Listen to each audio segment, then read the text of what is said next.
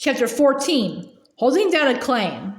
Uncle Tom went east on the train next morning. When Laura came home from school at noon, he was gone. No sooner he had gone, said Ma, than Mrs. McKee came. She is in distress, Laura, and she asked me if you would help her out. Why, of course I will if I can, Laura said. What is it? Ma said that, hard as Mrs. McKee had worked at dressmaking all that winter, the McKees could not afford to move to their claim yet. Mr. McKee must keep his job at the lumber yard until they saved money enough to buy tools and seed and stock. He wanted Mrs. McKee to take their little girl, Maddie, and live on the claim that summer to hold it. Mrs. McKee said she would not live out there in the prairie all alone with no one but Maddie. She said they could lose the claim first.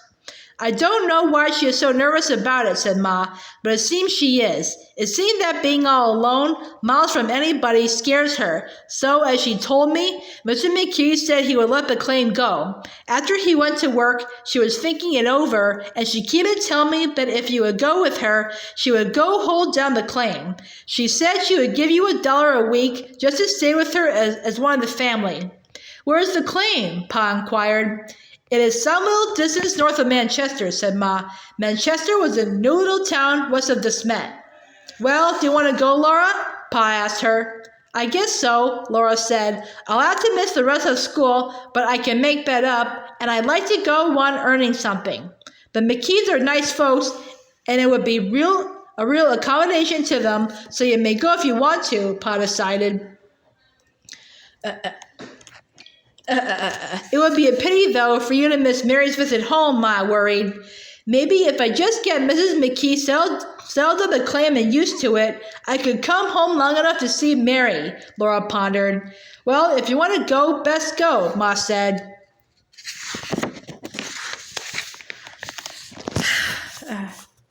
We needn't cross the bridge till we come to it. Likely it will work out all right somehow. So the next morning, Laura rode with Mrs. McKee and Maddie on the train to Manchester. She had been on the cars once before when she came west from Plum Creek, so she felt like a seasoned traveler as she followed the brakeman with her satchel down the aisle to a seat. It was not as though she knew nothing about trains.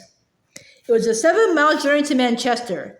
There the trainman unloaded Mrs. McKee's furniture from the boxcar in front of the passenger coach, and a teamster loaded it onto his wagon. Before he had finished, the hotel keeper was banging his iron triangle with a spike to call any strangers to dinner. So Mrs. McKee and Laura and Maddie ate dinner in the hotel. Soon afterward, the teamster drove the loaded wagon to the door and helped them climb up to sit on the top of the load among the rolls of bedding, the kitchen stove, the table and chairs and trunk and boxes of provisions. Mrs. McKee rode in the seat with the teamster.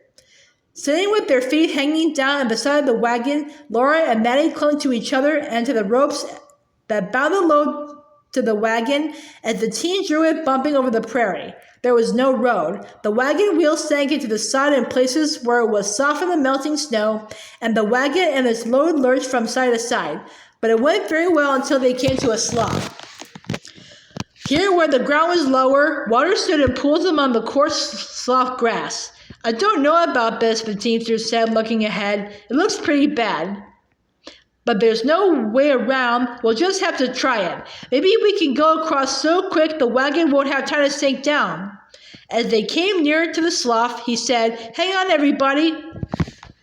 He picked up his whip and shouted to the horses. They went fast and faster, till urged on by his shouts of the whip, they broke into a run. Water rose up like wings from the jousting wagon wheels, while Laura hung onto the ropes and to Maddie with all her might.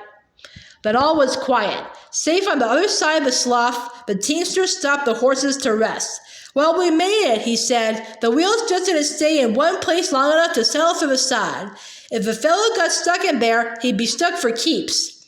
It was no wonder that he seemed relieved, for as Laura looked back across the slough, she could see no wagon tracks. They were covered with water.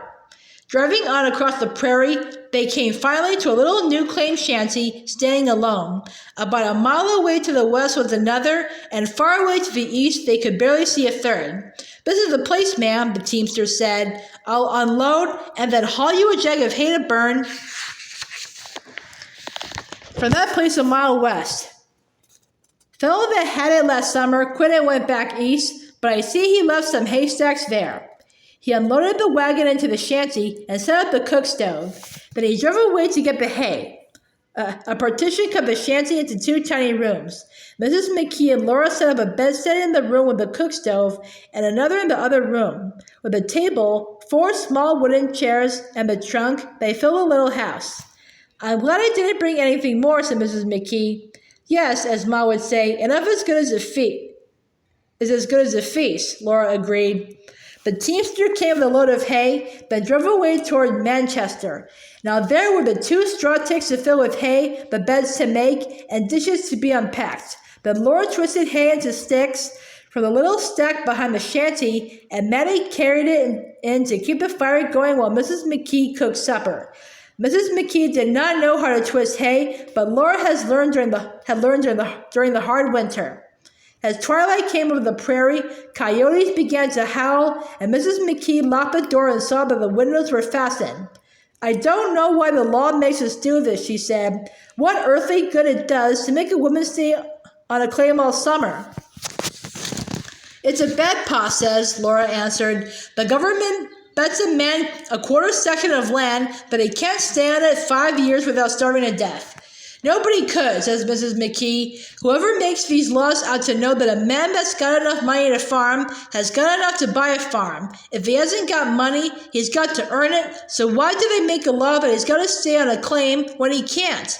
All it means is his wife and family have got to sit idle on it 7 months of the year. I could be earning something, dressmaking, to help buy tools and seeds if somebody didn't have to sit on this claim.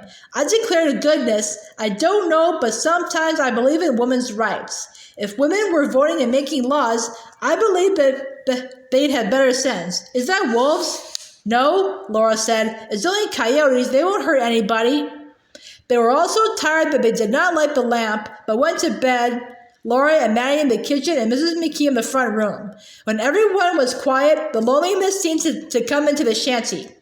Laura was not afraid, but never before had she been in such a lovely place without Pa and Ma and her sisters. The coyotes were far away and farther.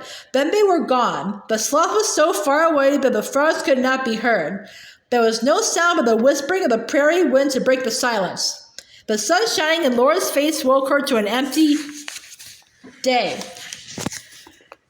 The little work was soon done. There was nothing more to do, no books to study, no one to see. It was pleasant for a while. All that week, Laura and Mrs. McKee and Mattie did nothing but eat and sleep, and sit and talk or be silent. The sun rose and sank, and the wind blew, and the prairie was empty of all but birds and cloud shadows. Saturday afternoon, they dressed for town and walked the 2 miles to Manchester to meet Mr. McKee and walk home with him. He stayed until Sunday afternoon, when they all walked to town again, and Mr. McKee took the train back to Desmet and his work. But Mrs. McKee and Laura and Mattie walked back to the claim for another week. They were glad when Saturday came, but in a way it was a relief when Mr. McKee was gone, for he was such a strict Presbyterian that on Sunday no one was allowed to laugh or even smile.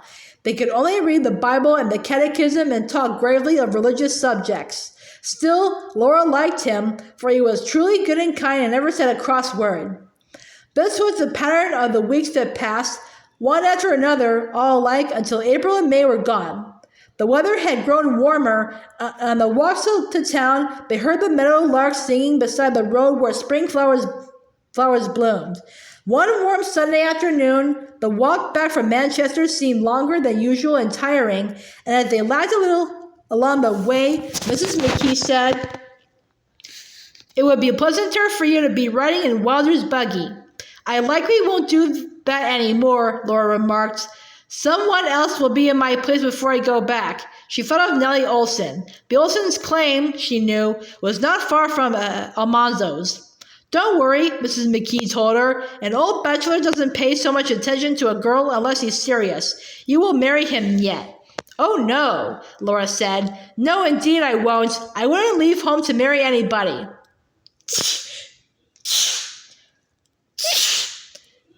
Then suddenly she realized that she was homesick. She wanted to be at home again so badly that she could hardly bear it. All that week she fought against her longing, hiding from Mrs. McKee, and on Saturday, when they walked again to Manchester, there was a letter waiting for her. Ma had written that Mary was coming home, and Laura must come if Mrs. McKee could find anyone else to stay with her. Ma hoped she could do so, for Laura must be at home when Mary was there. She dreaded to speak of it to Mrs. McKee, so she said nothing until at the supper table Mrs. McKee asked what was troubling her. Then Laura told what Ma had written. "Why, of course you must go home," Mr. McKee said at once. "I will find someone to stay here."